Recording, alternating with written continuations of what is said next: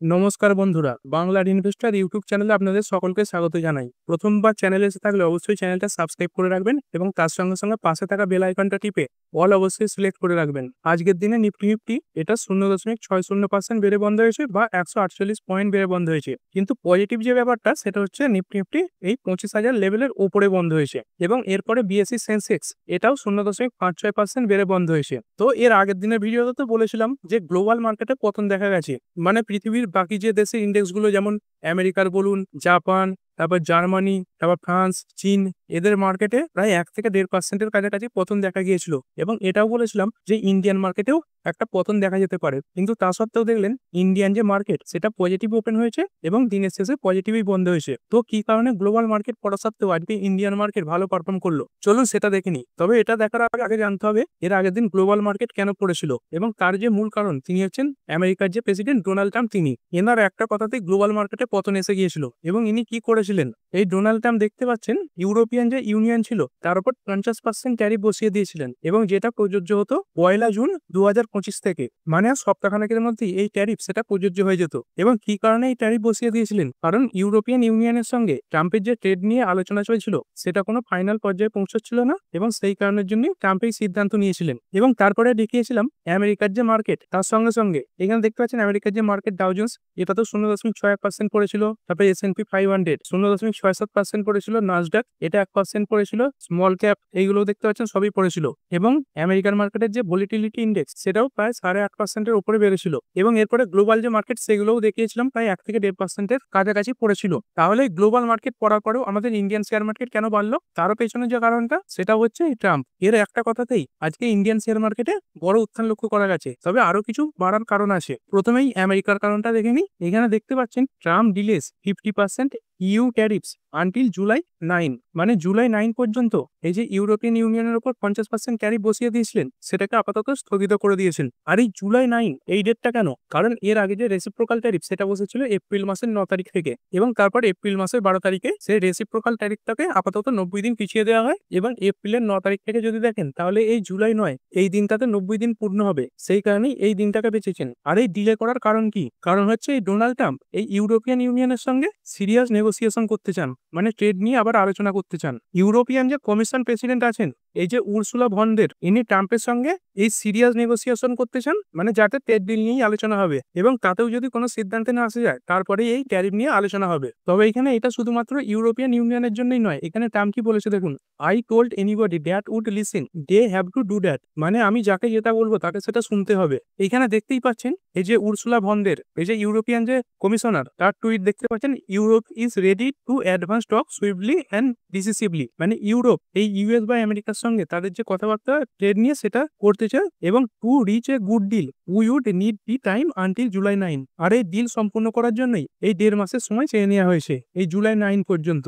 মানে ট্যারিফের যে কথাবার্তা সেটা কিন্তু একেবারে বন্ধ হয়ে যায়নি, শুধুমাত্র ডেটটা পিছিয়ে দেওয়া হয়েছে। তো এই খবরের জেরে দেখতে পাচ্ছেন আমেরিকার যে মার্কেটের ফিউচার্স রয়েছে ডাউ জোন্স ফিউচার্স সেটা প্রি ওপেনিং এ 1.11% বেড়ে গেছে। আর আজকে তো আমেরিকার শেয়ার মার্কেট বন্ধ থাকবে, না হলে আজকে আমেরিকার মার্কেটেও এর যে প্রভাব সেটা লক্ষ্য করা যেত। তবে আমেরিকার মার্কেট ছাড়াও বিদেশি যে আরো অনেক মার্কেট আছে সেগুলো খোলা ছিল।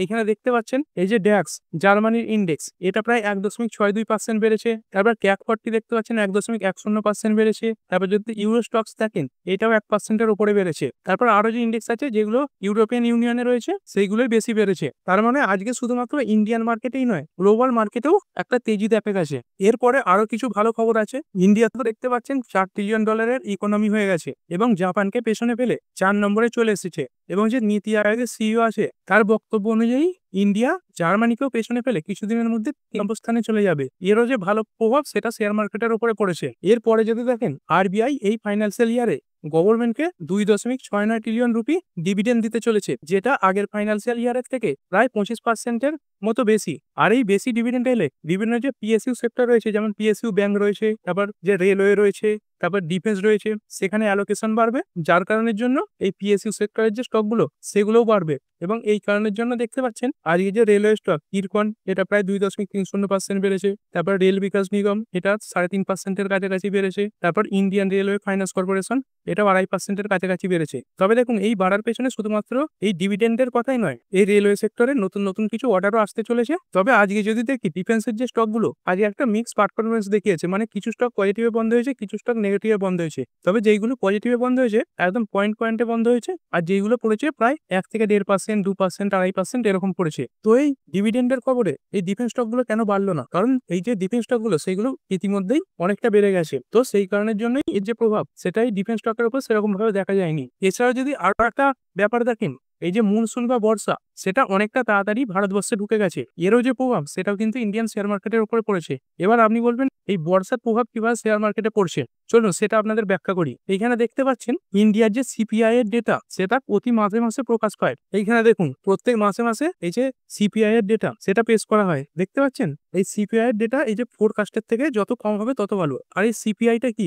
এইটা মানে হচ্ছে ইনফ্লেশন, মানে মুদ্রাস্ফীতি, আর এইটা যত কম হবে ততই ভালো। আর এই বৃষ্টির প্রভাব কিভাবে এই ইনফ্লেশনের উপরে পড়ে চলুন সেটাও আপনাদের বুঝিয়ে দিই। এইখানে দেখতে পাচ্ছেন এই যে সিপিআই ইন্ডেক্স রয়েছে তার মধ্যে ফুড এবং বেভারেজ তার যে ওয়েটেজ সেটা রয়েছে 45%-এর উপরে। আর ঠিকঠাক সময়ে বৃষ্টি হলে এই যে ফসলের উৎপাদন সেটাও ঠিকঠাক থাকবে, এবং যার ফলে ইন্ডিয়ার যে এই সিপিআই এর ডেটা সেটাও কন্ট্রোলের মধ্যে থাকবে। আর এই সিপিআই এর ডেটা কন্ট্রোলে থাকলে কি হবে, ধরুন আগে আপনি কোনো একটা দ্রব্য সেটা 100 টাকা দিয়ে কিনতেন, এবং যদি সিপিআই বেড়ে যায় তাহলে হয়তো আপনাকে সেটা 110 টাকা দিয়ে কিনতে হতে পারে, এর ফলে আপনাকে অতিরিক্ত 10 টাকা দিতে হচ্ছে। কিন্তু এখন যদি সিপিআই কন্ট্রোলে থাকে তাহলে কি হবে, আপনি সেই 10 টাকাটা অন্য কোনো খাতে খরচ করবেন, যার যে ট্যাক্স সেটাও সরকার পাবে। আবার যদি 10 টাকা বাঁচে সেই 10টা টাকা আপনি কিন্তু এই শেয়ার মার্কেটেও ইনভেস্ট করতে পারেন। তার মানে দুদিক থেকেই কিন্তু শেয়ার মার্কেটের জন্য ভালো। এছাড়াও যদি দেখেন এই ইনফ্লেশনের ডেটা কন্ট্রোলে থাকলে তবেই কিন্তু আরবিআই রেট কাট করে। আর এই ইনফ্লেশনের ডেটা যদি বাড়ে তাহলে কিন্তু আরবিআই যে রেট কাটের সিদ্ধান্ত সেটাও পিছিয়ে যায়। তবে দেখুন অতিরিক্ত বৃষ্টিপাত হলেও এই যে সিপিআই এর ডেটা সেটা খারাপ আসতে পারে,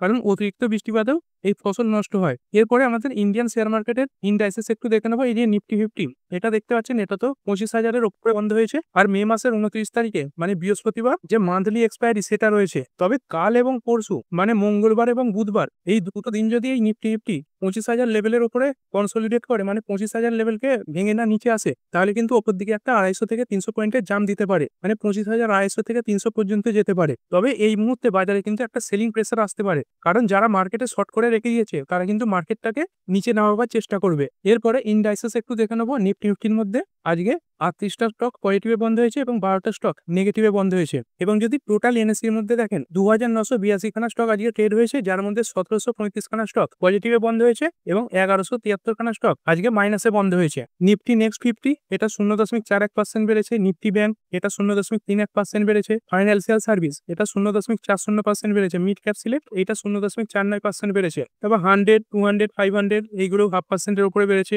তারপর মিড ক্যাপ দেখতে পাচ্ছেন 0.56%, 0.67% এরকম বেড়েছে। এবং স্মল ক্যাপে যদি দেখি, স্মল ক্যাপও মোটামুটি একটা পারফরমেন্স দেখিয়েছে। আর এই মোটামুটি কেন বলছি, কারণ অন্যান্য ট্রেডিং সেশনে দেখবেন যখন এই লার্জ ক্যাপ স্টকগুলো ভালো পারফর্ম করে সেদিন এই স্মল ক্যাপ স্টকগুলো এই লার্জ ক্যাপের থেকেও ভালো পারফরমেন্স দেয়। আবার যেদিন লার্জ ক্যাপ স্টকগুলো কিছুটা পড়ে সেদিন কিন্তু এই স্মল ক্যাপ স্টকগুলো লার্জ ক্যাপ স্টকের থেকেও বেশি পড়ে। কিন্তু আজকের দিনে এই লার্জ ক্যাপ স্টকগুলো 1 থেকে 1.5% মতো বাড়লেও এই স্মল ক্যাপ স্টকগুলো কিন্তু সেরকম বাড়েনি, পয়েন্টে বেড়েছে। এবং ইন্ডিয়ার যে ভিক্স আছে ভলিটিলিটি ইন্ডেক্স সেটাও 4.29% বৃদ্ধি পেয়েছে। এরপরে যদি সেক্টরাল ইন্ডাইসেস দেখি, নিফটি অটো এটা 1.05% বেড়েছে। তারপর ফাইন্যান্সিয়াল সার্ভিস এটা 0.42% বেড়েছে। নিফটি এফএমসিজি এই মনসুন তাড়াতাড়ি ঢুকে যাওয়ার কারণে দেখতে পাচ্ছেন 0.97% বেড়েছে। তারপর আইটি 1%-এর উপরে বেড়েছে।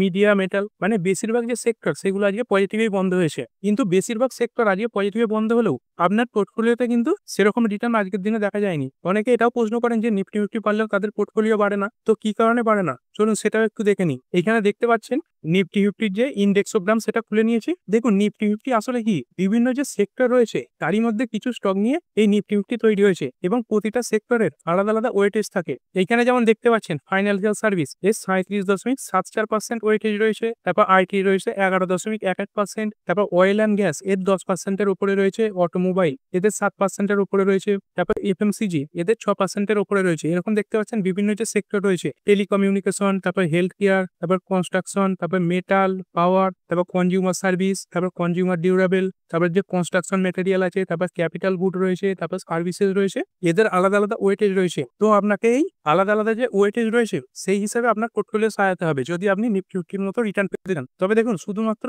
এই সেক্টরাল ওয়েটেজ দেখেই পোর্টফোলিও সাজালে হবে না, এরপরে আপনাকে কি করতে হবে, এই যে আলাদা আলাদা সেক্টর রয়েছে এর মধ্যেও আলাদা আলাদা যে স্টক রয়েছে তাদেরও আলাদা আলাদা ওয়েটেজ রয়েছে। চলুন আপনাদের একটু চার্ট খুলিয়ে দেখিয়ে দিই। এই যেমন ফাইন্যান্সিয়াল সার্ভিস, এর যদি চার্ট খুলি এখানে দেখতে পাচ্ছেন এটা নিফটি যে ফাইন্যান্সিয়াল সার্ভিস তার ইন্ডেক্সোগ্রাম। এখানে দেখুন তার মধ্যেও আলাদা আলাদা স্টক রয়েছে। এই যে এইচডিএফসি ব্যাংক, এর কত ওয়েটেজ রয়েছে 35.87%। তারপর আইসিআইসিআই ব্যাংক, এর ওয়েটেজ রয়েছে 22.61%। তারপর অ্যাক্সিস ব্যাংক, এর দেখতে পাচ্ছেন 7.5%-এর উপরে। এরকম আলাদা আলাদা যে আরো ব্যাংক আছে, কোটাক মাহিন্দ্রা, তারপর state bank of India, Bajaj finance, তারপর বাজাজ ফিনসার্ভ, এদের সব আলাদা আলাদা ওয়েটেজ নিয়ে এই ফাইন্যান্সিয়াল সার্ভিস এই সেক্টরটার ওয়েটেজ হয়েছে 37.74%। সেরকমই এই যে আইটি সেক্টর, তারপর অয়েল গ্যাস সেক্টর, এদের মধ্যে আলাদা আলাদা স্টক নিয়ে এই সেক্টরের এই ওয়েটেজটা তৈরি হয়েছে। সুতরাং নিফটি ফিফটির মতো রিটার্ন পেতে চাইলে আপনাকে এই নিফটি ফিফটির মতো করেই আপনার যে পোর্টফোলিও সেটা সাজাতে হবে। আর যেহেতু আপনার পোর্টফোলিওতে এই নিফটি ফিফটির মতো সাজানো স্টক নেই, তাই আপনার পোর্টফোলিও দেখবেন নিফটি ফিফটির থেকে আলাদা পারফরমেন্স দেখায়। এরপরে আজকে নিফটি ফিফটির মধ্যে কোন কোম্পানিগুলো ভালো পারফরমেন্স দেখালো সেটা একটু দেখে নিই। বাজাজ অটো আজকে 2.39% বেড়েছে। জেএসডব্লিউ স্টিল এটা 2.13% বেড়েছে। মাহিন্দ্রা অ্যান্ড মাহিন্দ্রা এটা 2%-এর উপরে বেড়েছে। টাটা গ্রুপের কোম্পানি 10 লিমিটেড এটা 1.72%-এর উপরে বেড়েছে। এবং হিন্ডালকো এটা 1.61%-এর উপরে বেড়েছে। এবং যে স্টকগুলো পড়েছে সেগুলো একবার দেখে নিই। ইটার্নাল বা জোম্যাটো এটা প্রায় 4.5%-এর উপরে পড়েছে। আল্ট্রাটেক সিমেন্ট এটাও 0.60% পড়েছে। তারপর কোটাক মাহিন্দ্রা ব্যাংক এটা 0.5%। পাওয়ার গ্রিড কর্পোরেশন এটা 0.47% পড়েছে। এবং এনটিপিসি এটা 0.38% পড়েছে। এরপরে স্টক ওয়াইজ আলোচনা করতে গেলে এই ভিডিওটা অনেকটাই বড় হয়ে যাবে, তাই এর পরবর্তী ভিডিওতে স্টক ওয়াইজ আলোচনা করব যে কোন স্টকগুলো ভালো পারফরমেন্স করলো, তারপর কোন স্টকগুলো খারাপ পারফরমেন্স করলো এবং তার কি কি কারণ রয়েছে। তো ঠিক আছে বন্ধুরা, আশা করছি ভিডিওটা আপনাদের ভালো লেগেছে। আপনি চাইলে এটাকে লাইক এবং শেয়ার করতে পারেন। আর শেয়ার মার্কেট সংক্রান্ত ডেইলি নিউজ আপডেট পেতে চ্যানেলটা সাবস্ক্রাইব করে রাখবেন এবং পাশে থাকা বেল আইকনটি টিপে অল অবশ্যই সিলেক্ট করে রাখবেন, যাতে পরবর্তী ভিডিওর নোটিফিকেশন আপনার কাছে সময় মতো পৌঁছে যায়। আর হ্যাঁ, ভিডিওটি শুধুমাত্র ইনফরমেশন এবং এডুকেশনাল পারপাসের জন্য বানানো হয়েছে। আমি সেবি রেজিস্টার্ড নই, তাই কোনো প্রকার শেয়ারে কোনো প্রকার বাই, সেল, হোল্ড বা অ্যাভারেজ করার কোনো সিদ্ধান্ত নেওয়ার আগে আপনার যে ফাইন্যান্সিয়াল অ্যাডভাইজার আছে তার সঙ্গে অবশ্যই আলোচনা করবেন। দেখা হচ্ছে পরের ভিডিওতে। ধন্যবাদ।